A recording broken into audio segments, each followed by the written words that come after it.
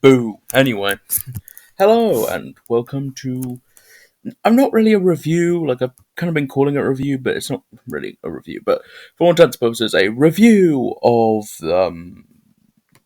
Hyperdroid's theory that the name in the logbook was completely solvable and that we're all stupid and that it's Dave. And I mean, frankly, watch it for yourself. I'll try to remember to link it in the description or somewhere. But yeah, I think it's good.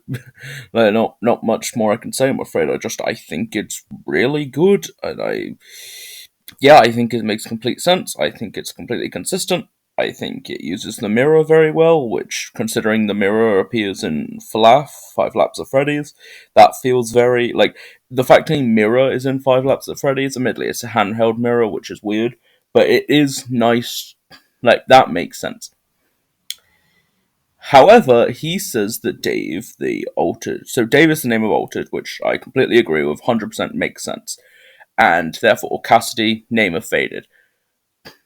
I just, as much as I agree with that, I don't think that Faded is Vengeful Spirit, and I do not think that Crying Child is Altered. Like, I just don't. So, let's get into why I think that. Now, working out where to start is a bit weird, but I think we're going to start by disproving, well, not even disproving, but potentially giving alternative explanations as to why, as to some of the evidence pointing towards Altered being Crying Child, and then we can get into the direct counter evidence that Faded is the Vengeful Spirit, or the one you should not have killed. Sorry. So, for one, there are four main questions from Altered. Technically, there's also It's Me in the Altered word search. So, classic Crying Child line, I will say that. But beyond that, but it's also like where Cassidy's name is. So, like, It's Me, Cassidy. Again, It's Me is typically Crying Child, and since this is where we find the name, and plus, like, that isn't even directly altered text because it's a word search, it's more like a random string of letters. So, that's kind of like, that falls into a weird perspective of, like, it, where exactly would that fall? But there are four questions. One is, I can't hear, or I can't see, and I can hear sounds. They aren't important, we'll get back to them. One is The Party Was For You, which, while that could link to Crying Child being his party in '83, or The Party Was For You, it was for me. While that could link to Crying Child, his party in FNAF 4 in '83, for one, and this is a common theme you're going to start seeing here, why would the one you should not have killed have known that? Like, why would the fifth Afton victim, the fifth missing kid, the Golden Freddy kid, why would he know that? Like, it's just weird, right? That he could, like, that he would be aware of something. Like, yeah, technically he was alive, because Into the Pit is basically confirmed June 1985. 26th of June 1985 was the missing children's incident. And so, why would he But, like, why would he know about something that happened 2 years prior to his death if he's a kid who was killed at another location? And that's, like, admittedly something you can explain away, but you'll see, it will get progressively more concerning. However, the party doesn't, like, there are a lot of parties. You have Pizza Party in FNAF VR, for presumably any and all of the missing children kids. You have Happiest Day, who some theorize is for Crying Child, but I personally feel makes a lot more sense to be the MCI victims, mainly because Crying Child didn't exist when that game was made, and because why would you have four MCI victims, Crying Child and Charlie? Or I guess it could be a fifth MCI victim, maybe, because it seems like there are six in Into the Pit. But either way, like, you have Charlie, the one bringing the spirits together to set them free, and then the spirits being brought together, and then just Crying Child for no reason. Seems more likely that Happiest Day would be for the one you should not have killed, therefore the party was for them. admittedly, them being around after Happiest Day is, but we also know that Charlie was around after Happiest Day, so, like, kind of seems like a ghost just can come back or cannot move on, Or hell, maybe that's even what this is saying. Hey, the party was for you. You should be at rest. What are you playing at? Kind of thing. Or hell, the vengeful spirit, or the one you should not have killed, could have just been killed at their birthday party. There's plenty of explanations here that I don't feel like. I feel like it could feasibly be a lot of characters in this franchise. The party is very vague. And then there's Do You Still Dream to I'm Scared, which was the one that kind of no one necessarily, some people put together, and the Hyperdroid pointed out, was like, hey, this is how you get the name Dave. Michael does answer that question, though, with a picture of Nightmare, which to me I think is a good point of evidence for why Crying Child isn't the one being spoken to here. Like, hey, Do You Still Dream? And then I'm Scared could imply that, hey, and then Michael drawing a nightmare as a separate answer could imply that, hey, Michael's the FNAF 4 player, so Crying Child isn't really associated with Drew. I mean, depending on what you believe he could be associated, he may be connected to the hyperbolic nightmare chambers that Michael was stuffed inside of. But the point is, Michael was the one suffering through the nightmare chambers. And so, Crying Child, while he could have had nightmares, it's not really, like, linked to his character. So, then why is, and again, how would the one you should not have killed even know about the nightmares, or the nightmare chambers? That feels weird, right? Like, that feels a little weird. But beyond that, the fact is that if Crying Child then isn't really associated with dreams or nightmares. But you may be saying the one you shouldn't have killed isn't either. Except he and pretty much any other victim of Afton, or again, anyone, could be. Because we learn in the books, and admittedly whether or not this crosses into the games is questionable, but we learn in the books that Agony and Remnant, so Remnant tracks can put you in a happy memory or a happy dream, and Agony can put you in a bad memory or a bad dream. Eleanor does it with Agony to a detective, and it's kind of implied that spirits are trapped in negative memories in, like, the ball pit. And while the ball pit and Into the Pit clearly functions very differently than the one in the books, this at least tells us, like, the mechanics of the world that this can happen. In fact, I remember, like, one of the first Right Host videos I ever watched was him, being like, hey, what if the FNAF 3 minigames are literally Charlie going into, or someone going into these, like, what if they are agony memories, and you're going in and you're giving the kids cake to give them, like, a happy memory, and then Happiest Day is the end result of that, where the spirits can finally move on, and obviously one of them chooses not to. To me, I actually think that would make a lot of sense. The idea that, hey, the idea, I subscribe to that, I think that makes a lot of sense, and I think that means that really, again, just as with Party, could be referring to Afton killing them, the dream and the fear as a result of said dream could be from the agony memories. So then you have... So that's kind of like the evidence that Crying Child is altered. And while it's not bad evidence by any stretch of the imagination, I also, and admittedly, more of the evidence for this theory is that the one you should not have killed can't be faded. I think it shows that, there's wiggle room here to say that Crying Child isn't altered. It's not set in stone. Onto the direct evidence. First off, you have the Stitch Wraith.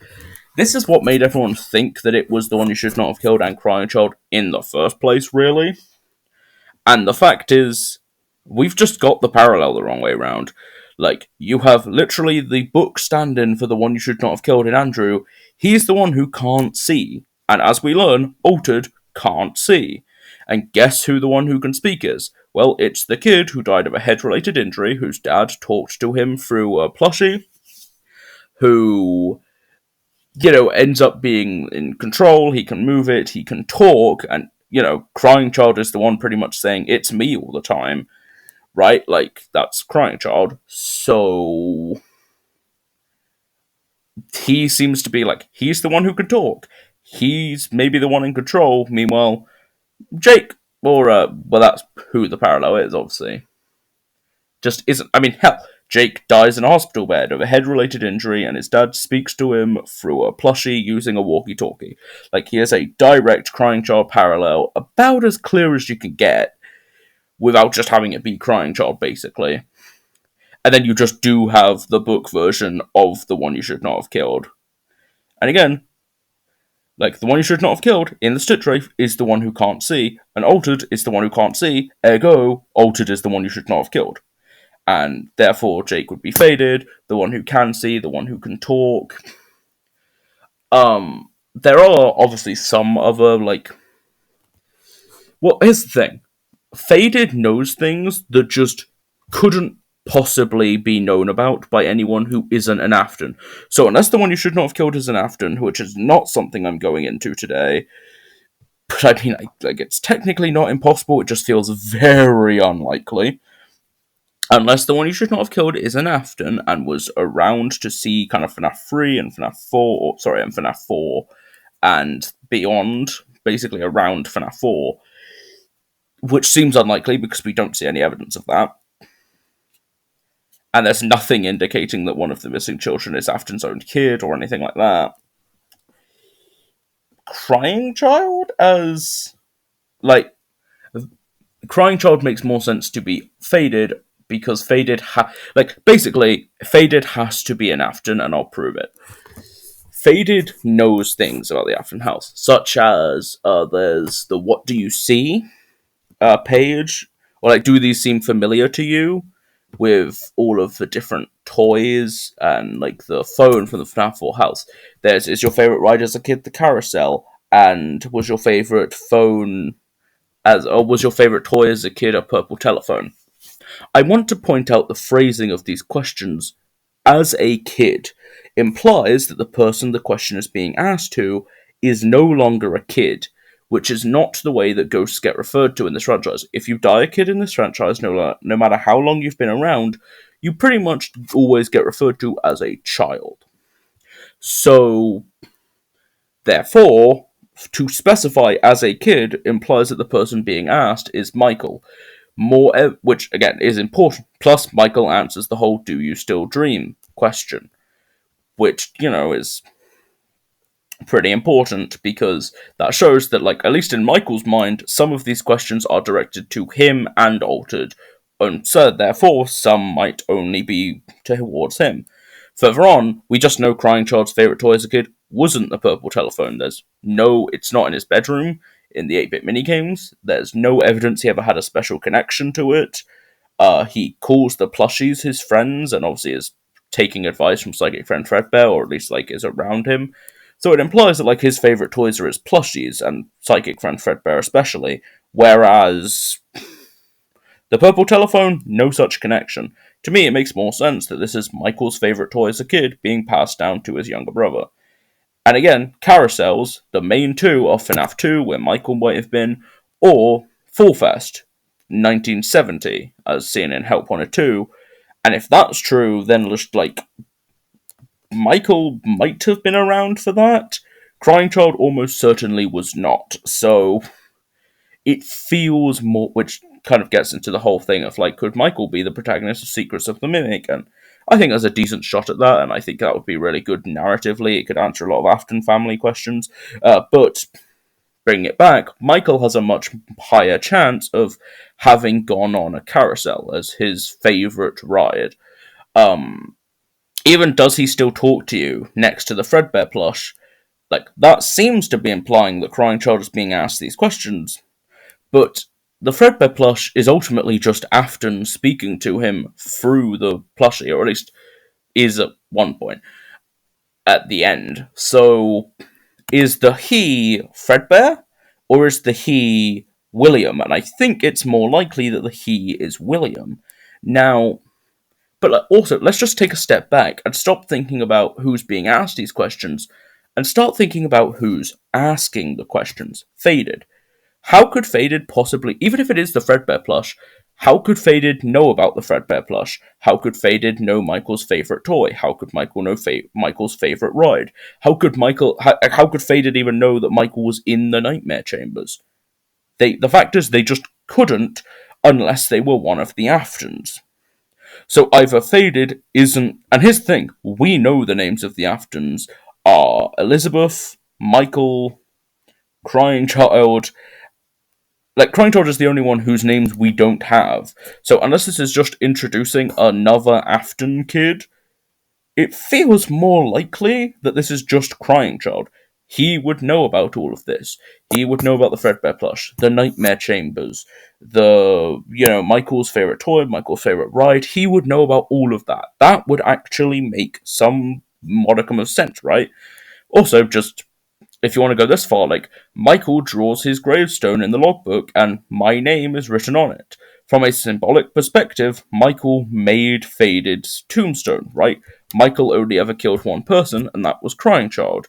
Symbolically, this could be saying that Michael is responsible for Faded's death, ergo, Michael is responsible for Crying Child's death.